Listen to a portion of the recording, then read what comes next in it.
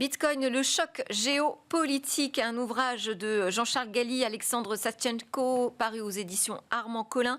Nous sommes avec l'un des co-auteurs. Bonjour Jean-Charles Galy. Bonjour Delphine. Merci d'être connecté avec nous. Vous êtes enseignant de géopolitique en école de commerce et donc co-auteur de cet ouvrage. Alors le pitch, j'ai noté très rapidement, on est face au bouleversement géopolitique, la souveraineté monétaire est revenue au centre des discussions. Vous nous dites que ce Bitcoin pourrait ouvrir la voie à une alternative monétaire crédible, voire à un nouvel étalon. Alors, expliquez-nous comment ce Bitcoin pourrait être une telle promesse. Quels sont les intérêts ? En vérité, depuis la fin de la Seconde Guerre mondiale, on a eu un système financier et monétaire qui s'est bâti autour de l'or et du dollar. C'était effectivement les accords de Bretton Woods qui se sont tenus aux États-Unis en 1944.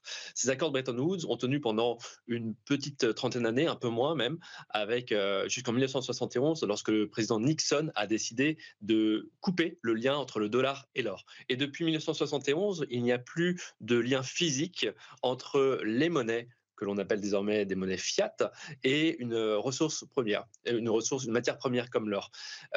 Bitcoin réintroduit ce lien entre la monnaie et l'énergie électrique, notamment nécessaire pour faire tourner les mineurs de Bitcoin qui vont permettre des opérations sur le réseau.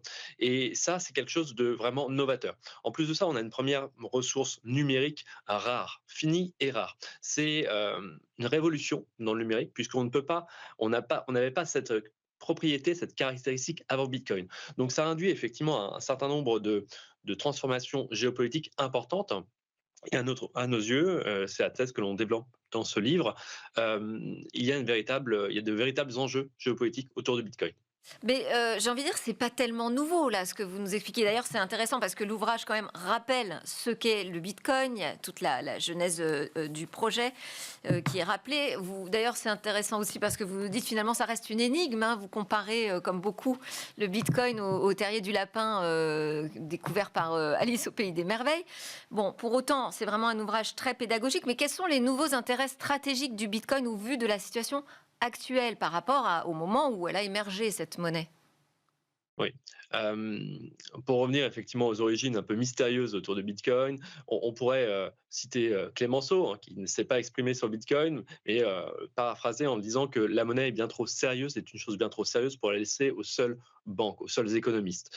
C'est un peu le parti pris de Satoshi Nakamoto, le créateur mystérieux derrière Bitcoin, qui, lorsqu'il a lancé ce protocole il y a 16 ans, s'est dit je veux retirer aux banques centrales finalement leur monopole sur l'émission monétaire. Et ça transforme totalement les relations économiques et les relations financières, monétaires, mais aussi géopolitiques.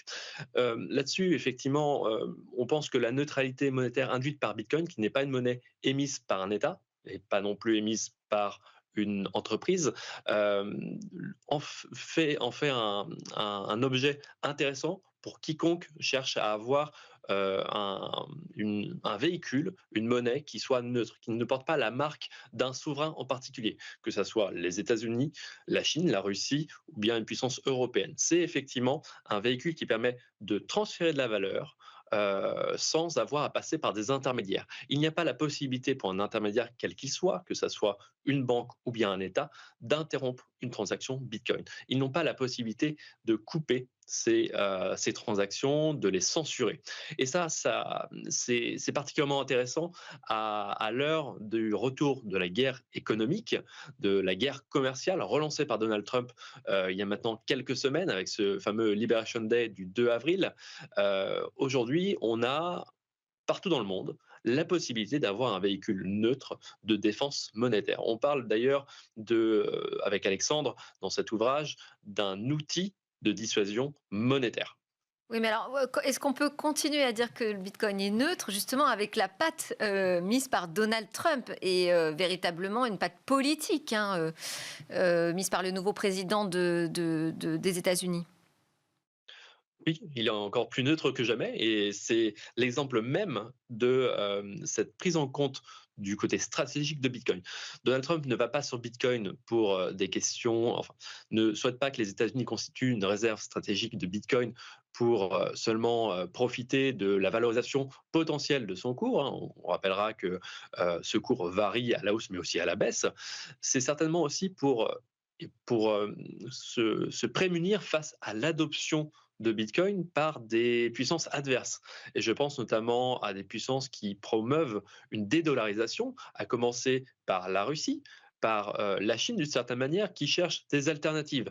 Alors, est-ce que ces puissances, qui sont des pays membres fondateurs des BRICS, vont chercher à promouvoir l'or? Oui, certainement. On le voit bien sur les marchés, ils achètent massivement de l'or. Mais ils n'arrivent pas non plus au niveau des puissances européennes ou des États-Unis. Mais ils pourraient chercher un autre véhicule, et ce véhicule-là, qui est ouvert à tous, qui ne connaît pas de restrictions, s'appelle Bitcoin.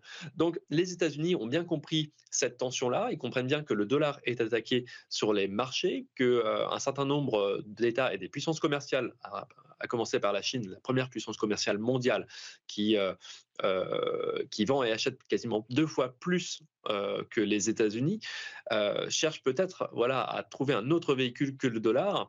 Et donc les États-Unis cherchent à avoir un coup d'avance ici. Bon, pour en savoir plus, de toute façon, je conseille la lecture de cet ouvrage.